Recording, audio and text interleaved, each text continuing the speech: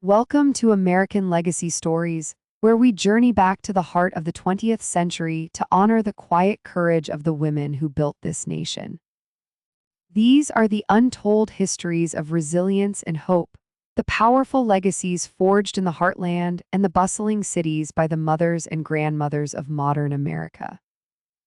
The groan of the Greyhound's engine was a creature unlike any Hattie Schmidt had ever known. It was a low, constant rumble that vibrated up through the worn velvet of the seat, through the thin cotton of her dress, and seemed to settle deep in her bones, a restless, urgent hum that promised to shake loose the dust of the farm and rep. Lace it with something new. Outside the grimy window, the familiar patchwork of Wisconsin cornfields, bleached gold under the August sun of 1954, was already beginning to blur. Each turn of the wheels pulled the thread of her old life thinner, stretching it taut until she feared it might snap entirely, leaving her untethered in the vast, unknowable world ahead. She clutched the handle of her cardboard suitcase, its corners softened and frayed from its single previous journey carrying her mother's wedding dress. Inside, packed with a ruthless economy, were her 3 best blouses, 2 skirts, a spare pair of sturdy shoes, and tucked into a change of stockings the entirety of her savings, $37.16. In the pocket of her dress, her fingers worried a small, cool lump of metal, her grandmother's silver thimble. It was tarnished with age and use, pocked with 1,000 tiny indentations where it had stopped the needle's point. It felt less like a tool and more like a talisman, a final, solid piece of the world she was leaving behind. The bus lurched, its air brakes hissing like a great, tired beast, and a woman across the aisle with a fretful baby shot her a look of shared exasperation. Hattie offered a small, hesitant smile, but her gaze was quickly drawn back to the window. The farmhouse, with its peeling white paint and the stoic, unmoving figures of her mother and older brother Henry, had vanished behind a stand of weeping willows. The finality of it was a physical blow, a hollow ache that spread through her chest. She was 17, and for the first time in her life, no one on earth knew precisely where she was.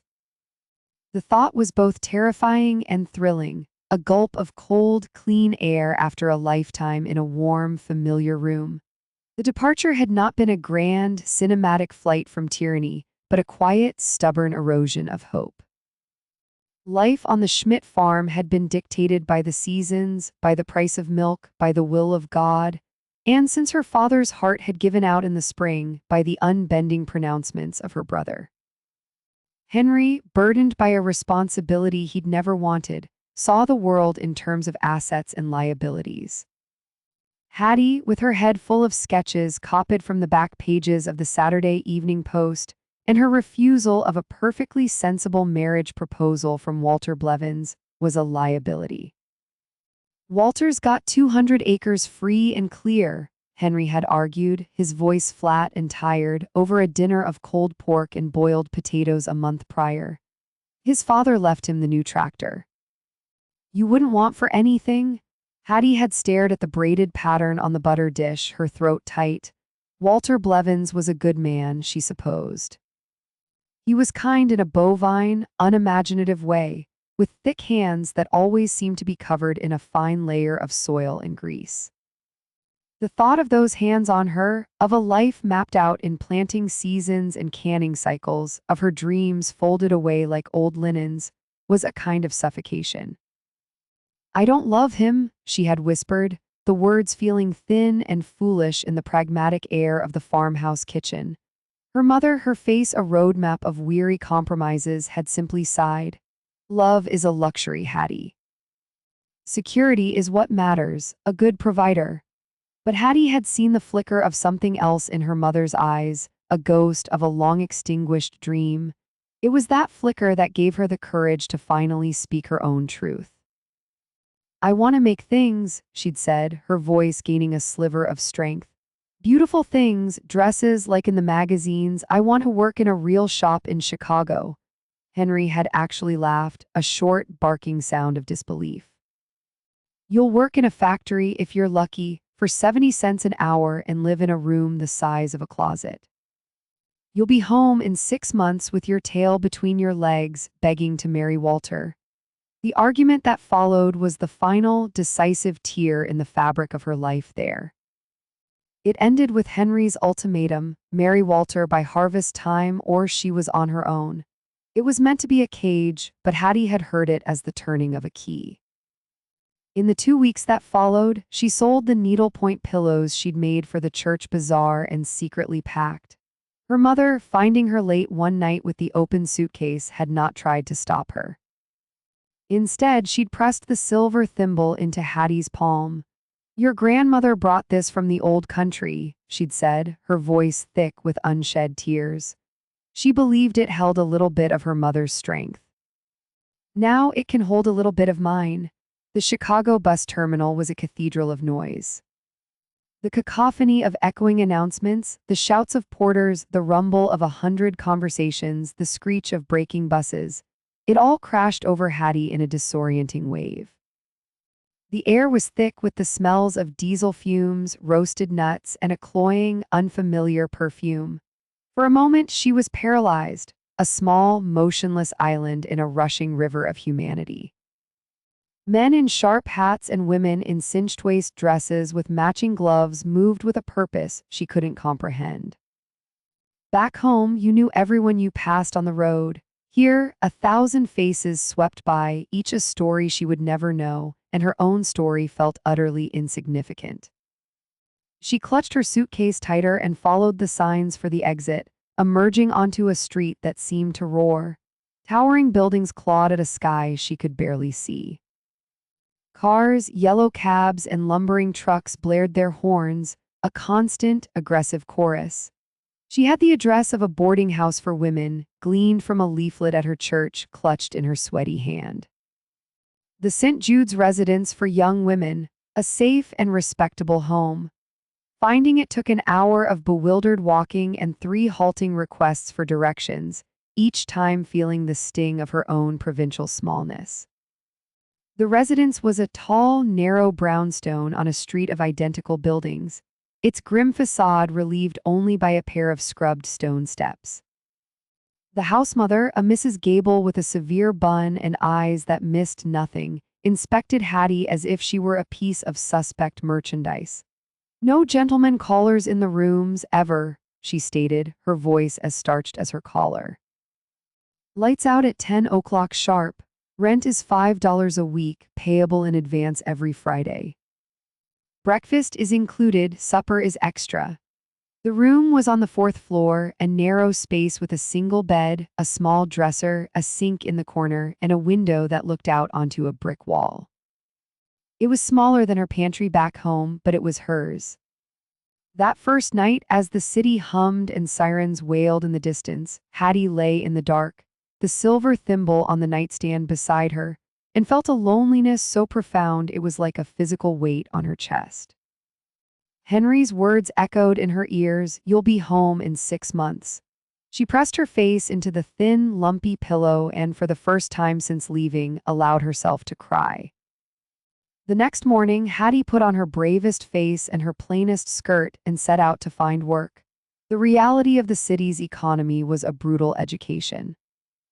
The grand department stores on State Street, with their dazzling window displays of mannequins draped in silks and tweeds, wouldn't even grant her an interview. "We require experience," a floor manager at Marshall Field S told her, his gaze sweeping dismissively over her homemade blouse.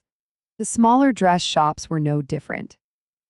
By the end of the first week, her $37 had dwindled alarmingly. Panic, cold and sharp, began to set in. It was at the boarding house dinner table over a plate of watery stew that she got her first real laid. "They're always hiring at the Arrow Garment Factory over on Maxwell Street," a girl named Vera said, blowing a cynical puff of smoke from her cigarette. Vera was everything Hattie was not: loud, confident, with crimson lipstick and a laugh that could cut through any noise. "It's a sweatshop, doll, piecework. But it's a paycheck." The Arrow Garment Factory was not a place of beautiful creation. It was a place of relentless, deafening production. Rows upon rows of women sat hunched over roaring sewing machines, their movements fast and mechanical. The air was thick with the dust of a million fabric fibers. The foreman, a heavy-set man named Mr. Kowalski, hired Hattie on the spot after she demonstrated she could thread a needle and sew a straight seam. Her job was to attach sleeves to flannel shirts, the same motion over and over for 8 hours a day. The pay was 65 cents an hour. It was grueling, mind-numbing work. Her back ached, her fingers became raw, and the constant noise of the machines filled her dreams. Yet there was a strange camaraderie on the factory floor. The women communicated in a shared language of nods, gestures, and shouted conversations during the brief lulls when a machine was being rethreaded. Hattie found herself part of a small, unspoken alliance with Vera and another girl, Margaret, who worked on the next machine over. Margaret was as quiet as Vera was loud, a gentle soul from Indiana who was saving money to go to secretarial school. "I just want a quiet office," Margaret would confide during their lunch break, which they ate sitting on a loading dock, sharing sandwiches from waxed paper bags. "A desk of my own, maybe a little plant." Vera would roll her eyes. "You're aiming too low, Margie. I'm gonna marry a fella with a Cadillac or own the Cadillac myself, haven't decided which." One evening, Vera dragged Hattie out of the boarding house. "You can't just work and sleep, farm girl. You'll turn to dust, we're going dancing." The dance hall was a swirl of colored lights, swing music, and the scent of beer and perfume. Hattie felt clumsy and out of place, but Vera pushed her onto the floor. It was there she met Arthur. He wasn't a dancer, either. He was leaning against a pillar, watching the crowd with a quiet, observant smile. He was a delivery driver for a paper company, and his route included the Arrow factory. He'd seen her on the loading dock. "You're the one who's always reading," he said, his voice a low, steady rumble that was a relief after the shriek of the machines. He was talking about the paperback novels Margaret sometimes lent her. Their conversation was halting at first, but easy. He'd served in Korea, and there was a gentleness about him, a world weariness that made him seem older than his 24 years. He asked about her life on the farm, not with the condescending amusement of the city people, but with genuine curiosity. He walked her back to the St. Jude's residence, stopping a respectable half-block away from the entrance. Could I see you again, Hattie?" he asked, his hands in his pockets. "Maybe for a cup of coffee on Saturday." That was the beginning. Their courtship was a mosaic of small, inexpensive moments. Shared coffees at a corner diner, long walks along the shore of Lake Michigan where the vast gray water reminded her of the endless skies at home, Sunday afternoons at a double fee. Tjor, he never pushed, never pried. He listened to her dreams of designing dresses, looking at her clumsy sketches in a little notebook with a seriousness that made her feel seen. He told her about the bitter cold of a Korean winter and his dream of one day opening a small radio repair shop. In the harsh, clangorous world of the factory and the lonely anonymity of the city, Arthur became her anchor, a quiet harbor of warmth and acceptance. She was beginning to believe she could build a life here. Then, one Tuesday morning, a new machine appeared on the factory floor. It was a monstrous, complicated-looking contraption of gears and needles that, Mr. Kowalski announced proudly, could attach sleeves twice as fast as a human operator. The women watched it with a mixture of awe and terror. "That thing's going to eat our jobs," Vera muttered, her usual bravado gone, replaced by a line of worry between her brows. 2 weeks later, the notices went up. A third of the sleeve sewers were being laid off. Hattie's name was on the list. The loss of the job was a physical shock, knocking the wind out of her carefully constructed new life. The $5 for Mrs. Gable was a weekly monster that had to be fed. Hattie's meager savings, so painstakingly rebuilt, began to evaporate. She walked the streets again, answering every advertisement for seamstresses, only to be turned away. The city that had seemed full of promise now felt like a fortress with its gates locked against her. The shame of it was a bitter taste in her mouth. Henry's mocking voice was a constant companion. Home in 6 months with your tail between your legs. Arthur was her rock. He'd hold her hand, his grip firm and reassuring as they sat on a park bench. It's not you, Hattie, it's the times, things will pick up. But she could see the worry in his own eyes. His job at the paper company was unsteady, with rumors of his own route being cut back. The hopeful future they had just begun to sketch together seemed to be fading, the lines growing fainter with each passing day. To survive, Hattie fell back on the one skill she truly owned. She put up a small, hand-lettered sign on the bulletin board at St. Jude's, mending, hems, and alterations, reasonable rates. H. Schmidt, room 4B. The other residents, girls who worked as secretaries, shop clerks, and waitresses, started bringing her their clothes. A skirt that needed letting out, a blouse with a torn cuff, a dress for a special occasion that didn't hang quite right. She'd work late into the night at the small desk in her room, the only light from a small lamp, her grandmother's thimble on her finger. The tarnished silver became a warm, familiar weight, a connection to a legacy of women who had made do, who had fixed what was broken, who had stitched their families' lives together with needle and thread. Each perfect, tiny stitch was a small act of defiance against the despair that threatened to swallow her. The work brought in a trickle of money, enough to pay her rent and buy groceries, but not enough to save, not enough to build a future on. The wider world, which had seemed so distant, began to press in. The newspapers were full of Senator McCarthy and his hunt for communists. At the factory, before she was laid off, there had been whispers about a union organizer, a fiery woman Vera admired, who was suddenly fired and accused of being a Red.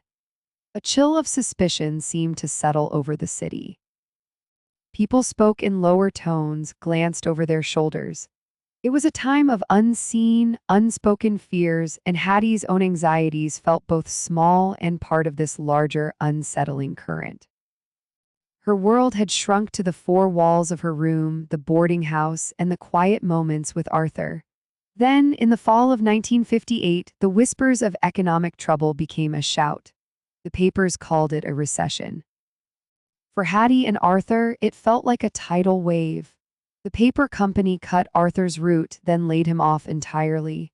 They sat in their usual booth at the diner, a single cup of coffee between them that they couldn't really afford.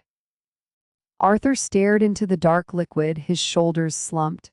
I went to 6 places today, he said, his voice hollow. Nobody's hiring, they're all laying off. The dream of his radio repair shop seemed like a childish fantasy. The dream of their life together, a small apartment, a future, felt just as impossible. A week later, a letter arrived from home. Henry's familiar, blocky handwriting filled the page. The harvest had been good. Walter Blevins had bought another 40 acres. He was still asking after her. It's not too late to come home, Hattie, Henry wrote. There's a good, safe life waiting for you here. Stop this foolishness. Hattie held the letter in her hand, the paper feeling heavy as a stone. Every word was a siren song of safety, of surrender. She could go home. She could marry Walter. She would never be cold or hungry or terrified again. She would have security, and she would die a little bit every single day. That night, she sat in her room, the letter on her dresser, her small box of sketches beside it. The noise of the city seemed to fade away, replaced by the roar of the factory machines, the drone of Henry's voice, the ticking of the clock. It felt like the end of the line. She could get on a bus and go back, admitting defeat, or she could stay and face a future that seemed utterly, hopelessly bleak. The choice felt like it would define not just her life, but the very essence of who she was. She looked at her reflection in the wavy glass of the dresser mirror. The girl who had left Wisconsin was gone. In her place was a woman with tired eyes but a stubborn set to her jaw. She picked up the silver thimble, its familiar weight settling in her palm. It was not a talisman of magic, she understood now. It was a symbol of work, of resilience, of the quiet, dogged strength it took to make something whole out of pieces. It was the strength of her grandmother and her mother, and now it was hers. An idea, wild and desperate, began to form in her mind. It was a foolish, impossible long shot. It was all she had left. She spent the next 2 days in a fever of activity.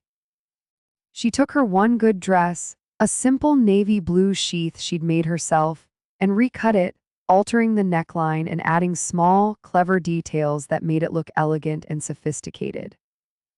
She spent her last dollar on a large piece of poster board and carefully mounted her best sketches, the designs she had worked on in secret for 4 years. She practiced what she would say, her voice trembling in the quiet of her room until it grew steady. On a cold, blustery Monday morning, Arthur walked with her to the bus station, thinking he was seeing her off. He held her suitcase, his face etched with a sadness that broke her heart. "You'll write?" he asked softly. She stood on her toes and kissed him, a real kiss, full of a desperate, hopeful love. "I'm not going home, Arthur," she said, her voice clear and firm. "Wish me luck." And she turned and walked away from the bus station, heading not west toward Wisconsin, but east toward the imposing marble edifice of Marshall Field and Company. She walked through the revolving doors into a world of polished brass, hushed carpets, and expensive perfume. She felt like an imposter, a barn swallow in a cage of canaries. Ignoring the dismissive looks of the saleswomen, she asked to see the manager of the women's apparel department. She was told he was busy, that he didn't see people without an appointment. Hattie stood her ground. "Please," she said to the flint-faced secretary. "Just tell him my name is Hattie Schmidt, and I've brought him the future of the American dress." Perhaps it was the sheer audacity of the statement, or the quiet desperation in her eyes, but the secretary, after a long, scrutinizing moment, picked up her phone. The department manager, a Mr. Abernathy, was a portly, balding man with a weary expression.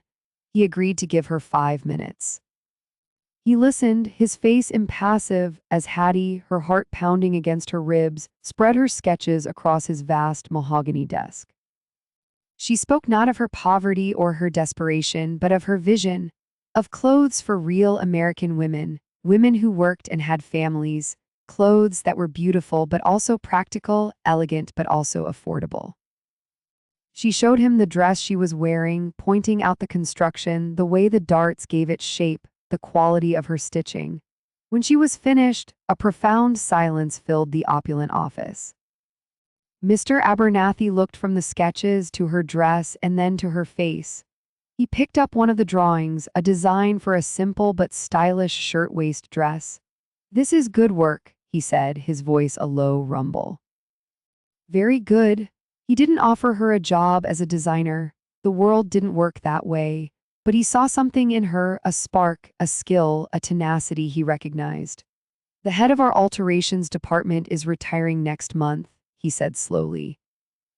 "The position requires a master seamstress. It's a demanding job, but it pays well." Hattie Schmidt did not become a world-famous couturier. Her name was never stitched into the labels of dresses sold in glittering showrooms.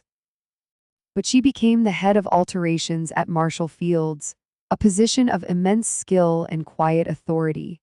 She ran a department of 20 women, earning their respect with her fairness and her unmatched eye for how a garment should fall. She earned a salary that allowed her and Arthur, who found steady work at a new television repair shop, to rent a clean, sunny apartment in a decent neighborhood. They were married the following spring in a simple ceremony. Hattie designed and sewed her own wedding dress. Her mother came down on the bus from Wisconsin, and when she saw Hattie so poised and happy, she wept and held her tight, whispering, "You did it. You really did it?" Hattie's success wasn't measured in newspaper headlines or magazine features. It was measured in the steady, rhythmic hum of a life well built. It was in the birth of her 2 daughters, Sarah and then Emily. It was in the home they eventually bought in a budding suburb, with a small yard where Arthur could tinker with old radios and Hattie could plant the peonies she remembered from the farm. Her legacy was not in the clothes she designed for strangers, but in the ones she made for her own. She created Easter dresses with lace collars, sturdy school jumpers, and years later, breathtaking wedding gowns for both her girls. She taught them to sew, to value craftsmanship, to understand that creating something with your own two hands was a source of unshakable pride. She passed on to them the resilience she had forged in the factory, the courage she had found in that lonely boarding house room. Years later, on a cool autumn evening, Hattie sat in a comfortable armchair in her own living room. She was a grandmother now, her hair a soft silver, her hands gnarled with arthritis but still deft. Her granddaughter, a bright, artistic teenager named Anna, sat on the floor, sketches spread around her just as Hattie's had once been. Anna was applying to a design school in New York. "Grandma," Anna said, holding up a drawing of a sleek, modern coat.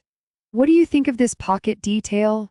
Hattie smiled, a deep, genuine smile that crinkled the corners of her eyes. She reached into the sewing basket that was always by her chair and pulled out a small, tarnished silver object. She held it out to her granddaughter. It was pocked and worn, its shine long ago replaced by the soft patina of a lifetime of work. "It's a thimble," Anna said, puzzled. "I know, but it's so old." Hattie closed her own fingers over Anna's, wrapping them around the cool metal. "This thimble boarded a bus with a very scared girl a long, long time ago," she said, her voice soft. "It worked in a factory and it mended clothes in a tiny little room. It helped build everything you see around you." She looked out the window at the distant, glittering lights of the Chicago skyline, a universe away from the terrifying wall of buildings she had first seen as a girl. The journey from that Greyhound bus to this quiet, peaceful room had been the work of her entire life. It had not been the dream she had clutched in her suitcase, that naive vision of fame and glamour. It had been something deeper, stronger, and infinitely more real. It was the profound, earned piece of a legacy, not of designs sketched on paper, but of a life stitched together with love and courage, one small, perfect stitch at a time.